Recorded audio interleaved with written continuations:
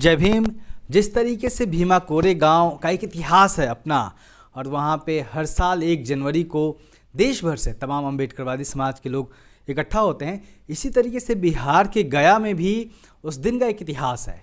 और उस इतिहास को बताने के लिए हमारे साथ है श्याम रजक जी, जो कि कई बार कैबिनेट मंत्री रह चुके हैं, अभी एमएलए हैं बिहार से, और एक वरिष्ठ राजनेता हैं दलित समाज के, जो सामाजिक मुद्दों पे लगातार बोलते हैं, अपने समाज के बारे में सोचते हैं। सर कैसे हैं आप? बहुत अच्छा। जय भीम। जय भीम। सर, क्या जो 1 तारीख को बिहार के गया में आप लोग कोई कार्यक्रम करते हैं, इकट्ठा होते हैं, क्या उसका इतिहास है? देखिए, गया तो बुद्ध की धरती रही है। बोध गया जो है, जो महंतों के द्वारा जो शोषण करके गरीबों के ज़मीन कब्जा करके और बड़ा मठ बना लिए थे, और इसके खिलाफ जेपी के अगुवाई में जो छात्र युवा संघर्ष वाहिनी बनी थी, उसके तत्वाधान में हम लोगों ने और तमाम लोग वाहिनी के लोगों ने उस समय उस महंत के खिलाफ एक लंबी लड़ाई लड़ी थी।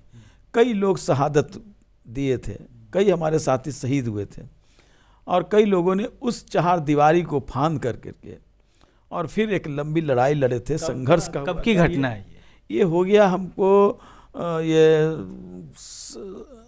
75-76 के बाद की, 77 से, और 80 में तो ये उग्र हो गया था।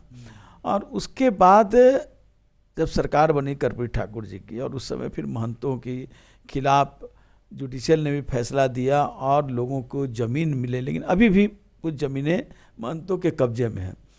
तो वो एक हम लोग के लिए एक यादगार पल है, और 1 जनवरी को ही वो लड़ाई शुरू हुई थी और उसमें शहादत हुई थी। तो एक तरफ तो वो सौर का दिवस भी हम मनाते हैं, क्योंकि जो गरीब गुरबा थे, जो दलित हों, पिछड़े हों, जो जिनके तन के वस्त्र नहीं था, जिनके आंखों के आंसू सूख चुके थे, जिनकी जो माथे के जो थे वो भी उनके बल पर गए थे, उनके आंखों के आंसू सूख चुके थे, वो कहीं भी अपनी बात को कहने के लिए भी उनके पास ताकत नहीं था। लेकिन वो लड़ाई ने उनके हाथ में एक ताकत दी, उनके मन को मजबूत किया, और वाहिनी के लोगों ने उस लड़ाई में शिरकत की और उन लोगों को एक मजबूती के साथ उनको न्याय दिलाने का काम किया।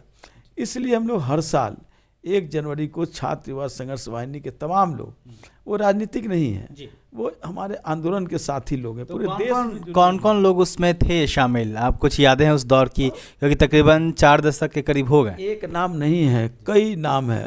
प्रियदर्शी जी है, मणिमाला जी बड़े पत्रकार भी हुई वाहिनी के समय के, भक्तचरण दास जो भी कांग्रेस में हैं, वो उस समय उसके कन्वीनर थे छात्र युवा संघर्ष वाहिनी के, और कई नाम है उसमें। अरुण दास थे, कई लोग, मैंने उस समय सब नौजवान थे।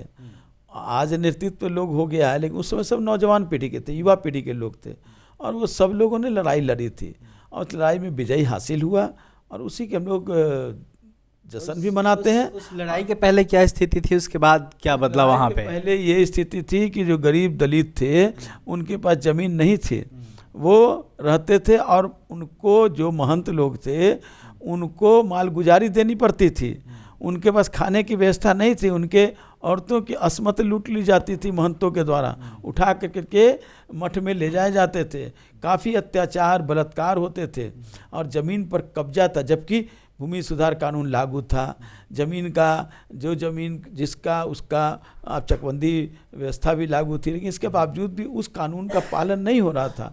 इसलिए वो लड़ाई लड़ी गई थी, और लड़ाई में विजय हासिल हुई, और विजय हासिल हुई जिसके कारण हम लोग उसको सौर दिवस के रूप में भी मनाते हैं, और उन शहादत हुए लोगों के प्रति श्रद्धांजलि भी अर्पित करते हैं, और ये संकल्प लेते हैं, उस 1 साल की समीक्षा भी हम लोग करते हैं कि 1 साल में हम लोगों ने क्या किया, क्या खोया, क्या पाया, और आने वाले समय के लिए हम कार्य रूप भी तैयार करते हैं। तो ये 80 से अब तक लगातार जारी है? आप हर साल एक तारीख वहाँ रहते हैं? हर साल 1 तारीख को वहाँ कार्यक्रम होते हैं।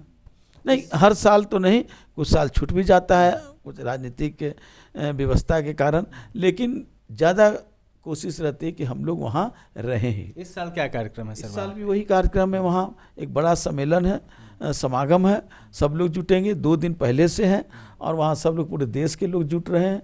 देश के लोग जुट कर के फिर उस पर एक समन्वय स्थापित करके आगे की भूमिका भी तय करेंगे और शौर्य दिवस तो मनाएंगे ही।